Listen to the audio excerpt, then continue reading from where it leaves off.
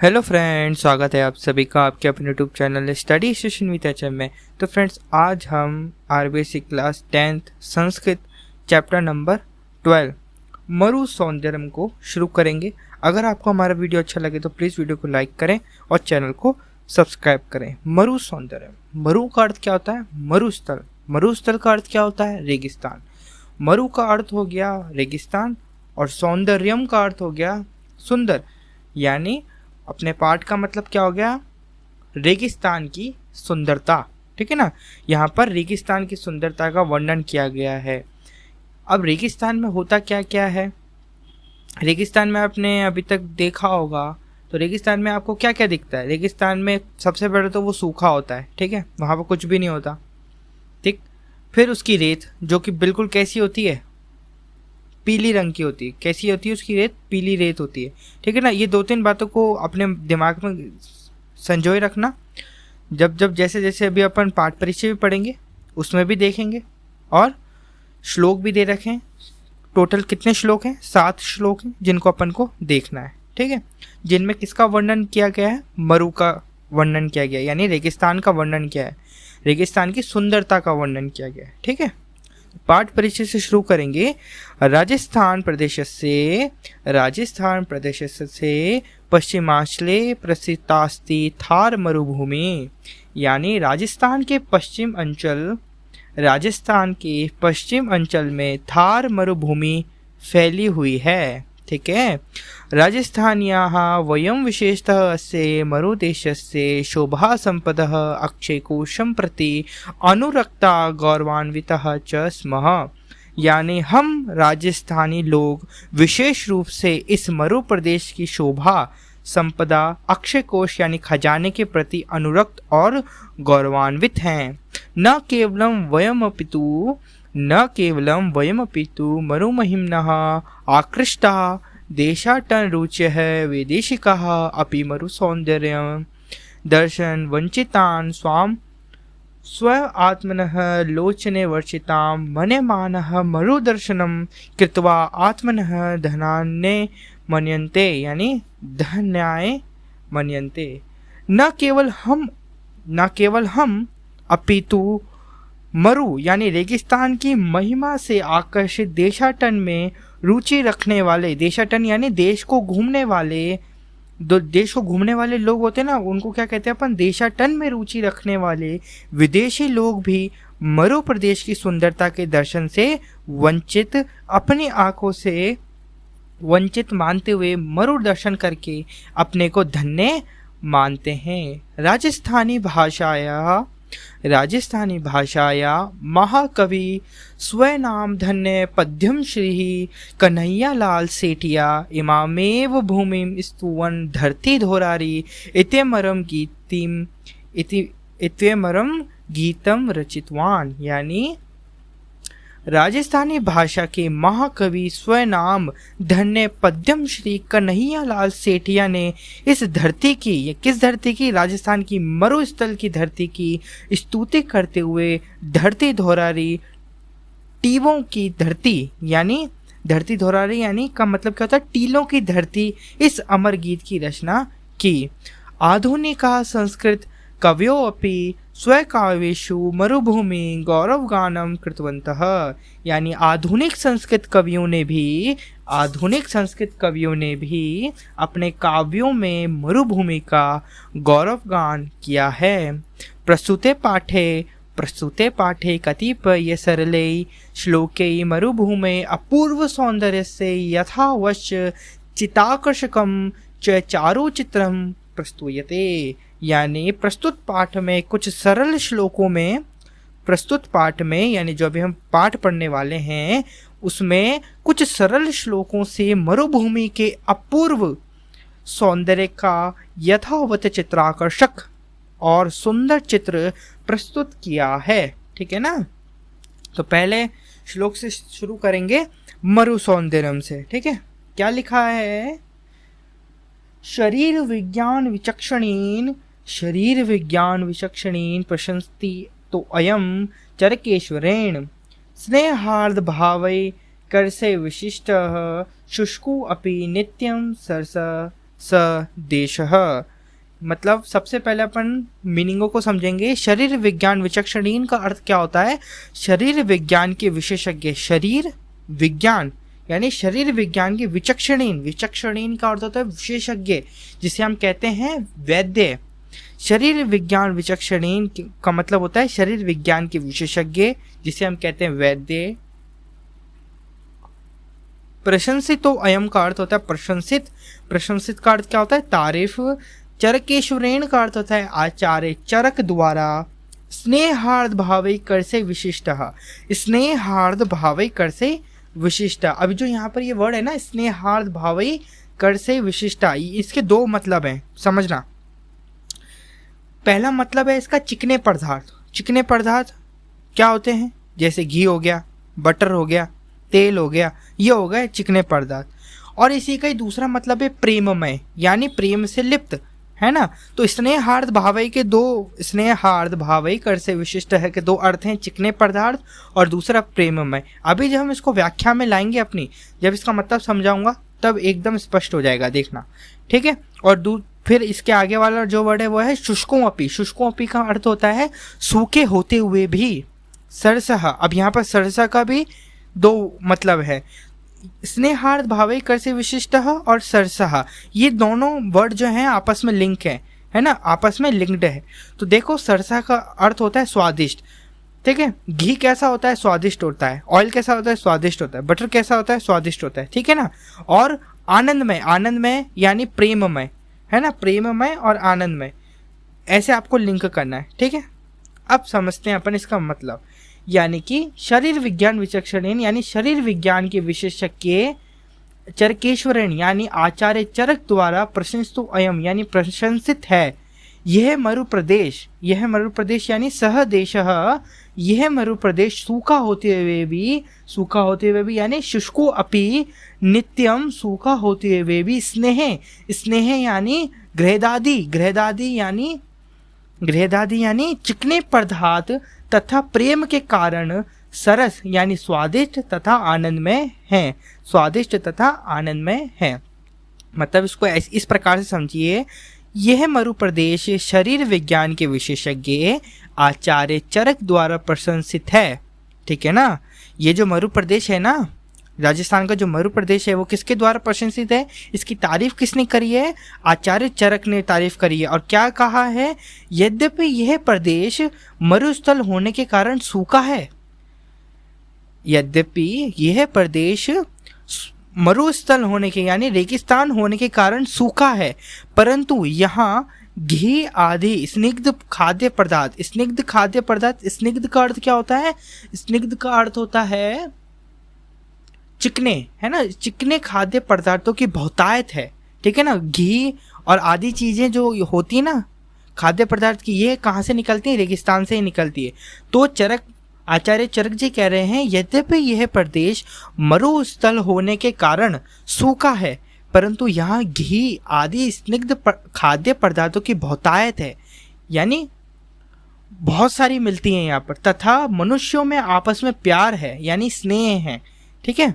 मैंने यहाँ पर बताया था ना, स्नेह का दो अर्थ हैं।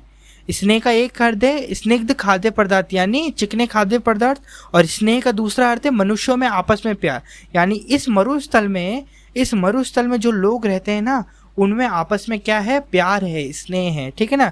अतः सरस मैंने बताया था आपको, सरस के भी दो मतलब में, पहला स्वादिष्ट और दूसरा क्या है? आनंदमय। अतः सरस यानी अर्थात स्वादिष्ट और आनंदमय है। यहाँ के जो लोग हैं, यहाँ के जो पदार्थ है वो स्वादिष्ट हैं, और यहाँ के लोगों का जो बीच में संवाद है, उनके मध्य जो इंटरेक्शन है वो भी कैसा है? आनंदमय है।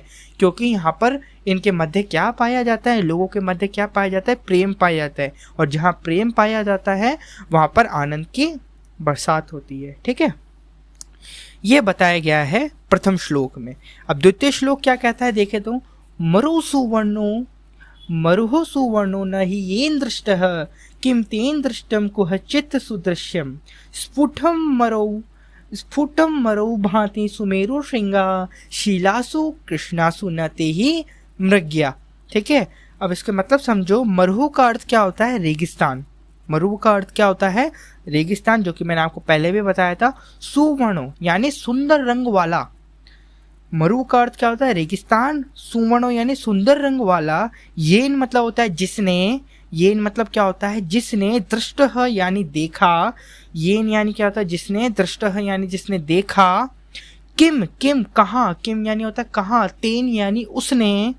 तेन यानी क्या होता है? उसने। कुहचित, कुहचित, कुहचित का अर्थ होता है कहीं पर, कहीं पर। सुदृश्यम, सु यानी सुंदर, दृश्यम यानी दृश्य, यानी सुंदर दृश्य। स्फुटम, अब दूसरे वाले पे आओ। स्फुटम का अर्थ क्या होता है? साफ साफ। स्फुटम का अर्थ क्या होता है? साफ साफ। मरऊ, मरऊ यानी रेगिस्तान। भांति यानी चमकते हैं। भांति यानी चमकते हैं, शोभायमान हैं। सुमेरु श्रृंगा, सुमेरु एक पर्वत का नाम है, और श्रृंगा यानी होती है चोटियां। इसका पूरा अर्थ निकला सुमेरु पर्वत की चोटियां। शीलासु यानी शिलाओं। कृष्णासु यानी काली। मृग्या यानी ढूंढना। ठीक है, एक एक मीनिंग का मतलब समझा रहा हूँ, एक एक शब्द का मीनिंग बता रहा हूँ, तो ध्यान दो। मरु सुवर्णो न ही येन दृष्टा किम तेन दृष्टा कुचित सुदृश्यम, यानी सोने जैसा सुंदर वर्ण, सोने जैसा सुंदर रंग वाला मरुस्थल यानी रेगिस्तान जिसने नहीं देखा उसने कहीं अच्छा दृश्य कहाँ देखा। है ना, कभी पूछ रहा है सोने जैसा सुंदर रंग वाला, क्योंकि हमने देखा है रेगिस्तान की जो मिट्टी होती है वो कैसी होती है? सोने के रंग जैसी, है ना। तो यहाँ पर क्या बोल रहे हैं? कभी सोने जैसा रंग वाला मरुस्थल जिसने नहीं देखा उसने कहीं अच्छा दृश्य कहाँ देखा, ये पूछ रहे हैं। सुमेरु पर्वत की चोटियों, है ना, क्या लिख रखा है? स्फुटम मरो भाति सुमेरु श्रृंगा, यानी सुमेरु पर्वत की चोटियों यानी शिखरों के समान मरुस्थल में स्पष्ट शोभा देती है, यानी चमकती है। कौन कौन चमकती है? मिट्टी चमकती है ना। जिस प्रकार सुमेरु पर्वत की जो चोटियां, ये शिखर होते हैं ना, वो चमकते हैं, उसी प्रकार मरुस्थल में जो मिट्टी होती है वो भी चमकती है। और आगे कवि क्या कहते हैं? शीलासु कृष्णासु न ते ही मृग्या, यानी शिलासु यानी अभी मैंने आपको क्या बताया था? बताओ बताओ बताओ। शिलासु यानी मैंने अभी आपको बताया था शिलाओं, है ना। तो आगे यहाँ बोल रहे हैं शिलासु कृष्णासु न ते ही मृग्या, यानी पर्वतों की काली शिलाओं में उस चमकदार, चमक को एक और वर्ड होता है चमकने को, शोभा, उस शोभा को नहीं ढूंढा जा सकता। मृग्या यानी खोजना, उस खोजना यानी मृग्या को यानी हम कह सकते हैं ढूंढना भी कह सकते हैं, ठीक है ना। तो काली शिलाओं यानी काली चट्टाने जो हैं, काली चोटियां जो हैं, उनमें इस चमक को नहीं ढूंढा जा सकता, है ना, ये कह रहे हैं। यानी मोटे मोटे तौर पर इस श्लोक का अर्थ मैं निकालूं तो क्या होता है? सोने के समान सुंदर रंग से युक्त सुरंगा यानी मरुस्थल जिस व्यक्ति ने नहीं देखा है उसने कहीं क्या सुंदर दृश्य देखा है। सुमेरु पर्वत की सोने के समान चमक वाली रज के शिखर स्पष्ट ही शोभा देते हैं। अतः इस प्रकार का मनोहर दृश्य पहाड़ों की काली चट्टानों में नहीं ढूंढना चाहिए, है ना। अर्थात ऐसा सुंदर दृश्य पर्वतीय प्रदेश में उपलब्ध नहीं है। ऐसा सुंदर दृश्य कहाँ उपलब्ध है? सिर्फ मरुस्थल में उपलब्ध है। ठीक है, समझ में आया? आगे बढ़े, चलो। तीसरा जो श्लोक है वो है रम्य कुच सैकत व प्रसानो सुकोमले भास्वती हेमवर्णे प्रातः प्रदोषे च सुखम स्थितानां केशाम न चेतांसी विकासवंती। रमय का अर्थ क्या होता है? सुंदर। रमय का अर्थ क्या होता है? सुंदर। क्वचित का अर्थ क्या होता है? कहीं पर। क्वचित का अर्थ क्या होता है? कहीं पर। इससे पहले मैंने आपको कहीं पर एक बोला था वर्ड, वो था कुहचित। क्या था वो? कुहचित। वो दूसरे श्लोक में आया था, क्या आया था? कुहचित, ठीक है ना, जिसका मतलब भी क्या था? कहीं पर। और यहाँ पर भी एक वर्ड आ रहा है क्वचित, यहाँ पर इसका मतलब क्या है? कहीं पर। दोनों शब्द अलग अलग हैं। दोनों के एक शब्द है कुहचित और दूसरा शब्द है क्वचित, और दोनों के मतलब एक ही हैं, समझना, ठीक है। क्वचित यानी कहीं पर। सैकत वप्र सान्नव, सैकत वप्र सान्नव का अर्थ होता है बालू होती है ना, टीले, ठीक है ना। तो सैकृत वप्र सान्नव का पूरा का अर्थ क्या होगा? बालू के टीले, ठीक है। सुकोमले यानी कोमल में। भास्वती यानी चमकते हुए। हेमवर्ण यानी सुनहरे। प्रातः यानी सुबह, प्रदोषे यानी रात को, स्थितानाम यानी बैठे हुओं का, स्थित होता है ना स्थित, उपविष्टः हमने एक वर्ड पहले भी देखा था महाराणा प्रताप में, वहां था शिला से उपविष्टः, उपविष्ट का यानी बैठा हुआ, तो स्थितानाम का मतलब होता है बैठे हुओं का, केशाम यानी किन लोगों का, चेतांसी यानी मन, विकासवंती यानी प्रफुल्लित, विकासवंती यानी प्रफुल्लित, प्रफुल्लित का अर्थ होता है यहाँ खुश होना, ठीक है ना।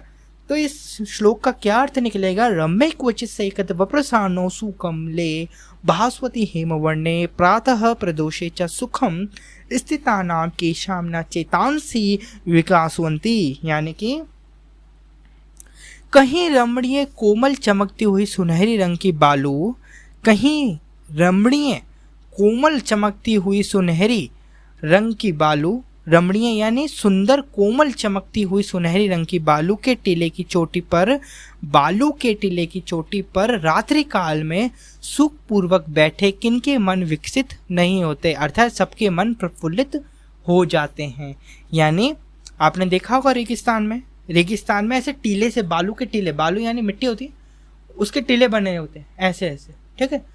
तो वो बड़े बड़े टीले हैं, तो रात्रि में या सुबह सुबह लिख रखा है ना, प्रातः प्रदोषे च सुखम स्थितानाम, यानी प्रातः यानी सुबह, प्रदोषे यानी रात को, स्थितानाम यानी उस बालू पर स्थित यानी बैठे हुए, केशाम यानी किन लोगों का, केशाम यानी किन लोगों का, न चेतांसी, चेत यानी चेत यानी मन, किनका मन विकासवंती, विकासवंती यानी प्रफुल्लित नहीं होता, किनका मन खुश नहीं होता, रात्रि या सुबह ठंडी ठंडी रेत पर उस बालू के टीलों पर बैठकर किन के मन प्रफुल्लित नहीं होते, किन मनुष्य के मन प्रफुल्लित नहीं होते, ऐसा कवि पूछ रहे हैं। रम्य क्वचित सैकत वप्रसानो सुकमले भास्वती हेमवर्णे प्रातः प्रदोषे, प्रातः दो वर्ड है बेटा, प्रातः एक वर्ड है, प्रदोषे दूसरा वर्ड है, प्रातः यानी सुबह, प्रदोषे यानी रात को, च सुखम स्थितानाम सुख के साथ बैठते हैं उनके मन, किन लोगों के मन उस ठंडी मिट्टी पर बैठकर